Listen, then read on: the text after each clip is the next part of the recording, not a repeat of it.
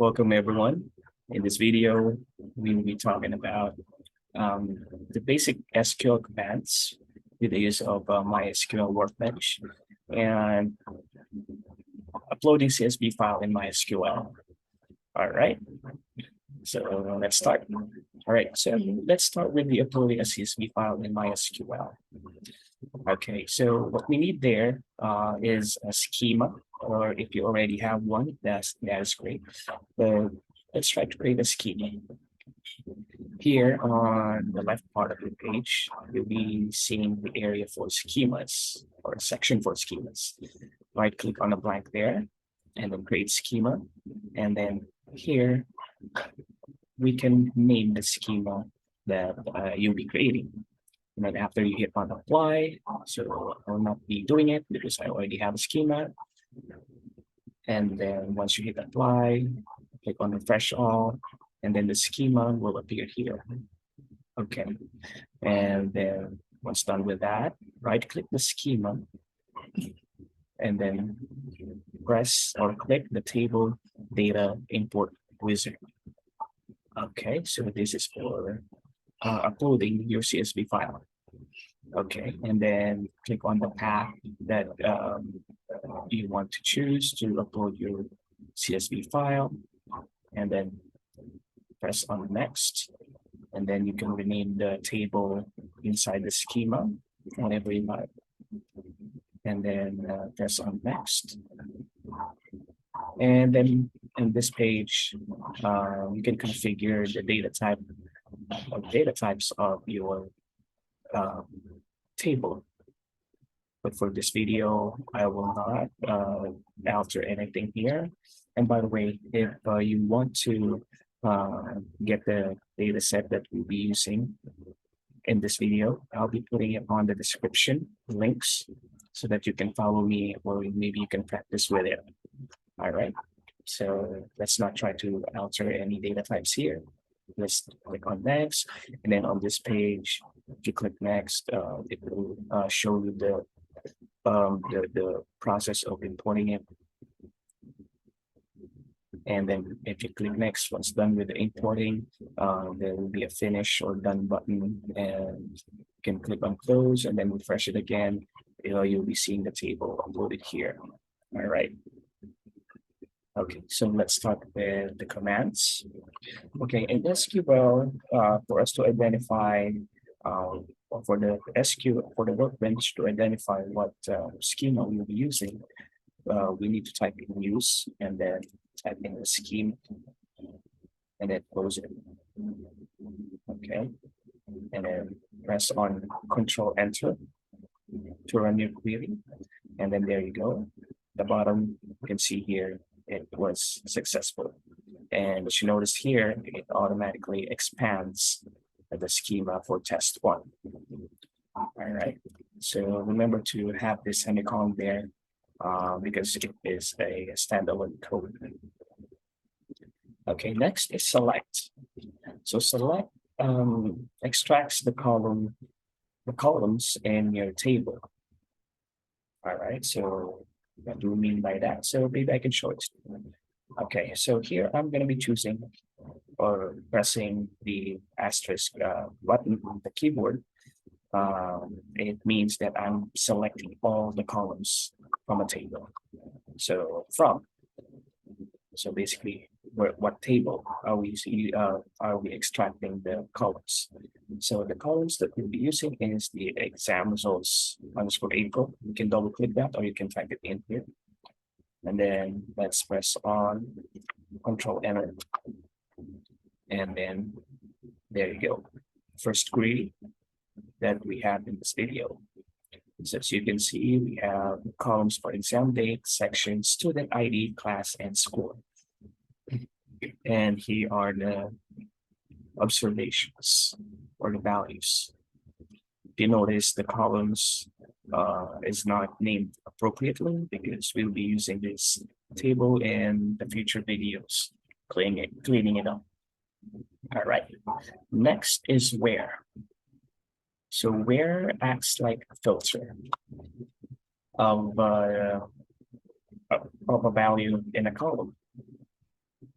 So what do I mean by that? So maybe I can show it to you. So let's say we just want to see the scores of the students in a particular class. Let's try math. Okay, let's see the scores of the students in the math subject or class. So type in the column equals, if you're going to be typing in or typing in a character, you should use a single quotation mark or a double quotation mark. Okay, math and inclusive, and then press on Control Enter again, and then there you go. So we are now seeing the scores of the students and the subject of math or class of math. All right. So the value, the value should not be a calculated column for it to work, the where clause. All right. Next is group by. All right, group by. So it acts like a pivot, basically grouping the values or the calculations of a specific column. So let me show you. Okay, let's say we are grouping the class because we want to see how many students took the exam. All right. For it to work, we need to have the class here and select. By the way, you can manually type in the column names in the select statement if you want a specific name of a column. Okay, if your column looks like this, you can press this character. I don't know what it is called, but yeah, it specifies the column in SQL. But before you type in the second column, you should separate it with a comma there, right? But I mentioned the calculated column earlier for the group by to work. So let's do a calculated column count asterisk. So basically all counting all columns on this data set per class. All right, and then we can rename it as, oh, sorry, as stands for an alias, and you can name it student. All right. So what we should see here on the first column, we should see the class, and then on the next column is the count of students that took the exam. So let's click on or press on enter. There you go. We have here the class, and we have 26 students that took the math exam. However, it's just showing as math for the subject because of the class, because we filtered it everywhere. So you can remove this. You can delete it, or you can just type in to hash signs prior to syntax, so that it can be converted as a comment. All right, so let's click on, press on Control Enter again, and then we will see now the other subjects and their students that took their exams. Right. So history 26. By the way, in this data set, we have 30 students, 15 in each section. So maybe some students, for the students in history, did not take the exam, in math as well, and then etc. So maybe there's something wrong. Maybe we can explore that in the future. Moving on, after group by, we can, or I can show you what having command is. Okay, so having is filtering the calculated column that you created, which means this. All right, so yeah, maybe I can show it to you. So let's type in having.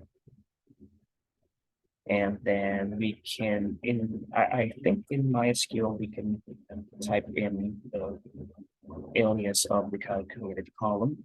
In some workbench or platforms, you can, I mean, they just type in this alias will not work, so they have to type in the formula and add it to the hat.